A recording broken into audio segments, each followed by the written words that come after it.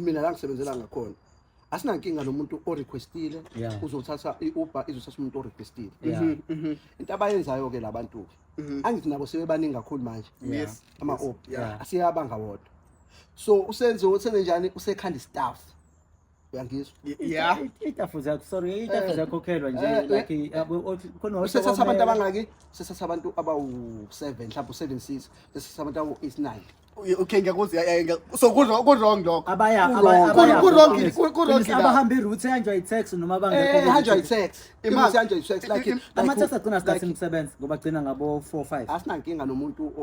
hayi ngo4-5 agcina sikhathi depend indawo ukuphi u8 asike u8 kwezinye indawo ke mhlambe ke u9 phansi asike u8 ngisho ikhumba ugcina mhlambe u8 yabo umuntu uzohamba ngani awunankinga leso singemove okay ngiyakuzwa lapho asinankinga because ama-taxi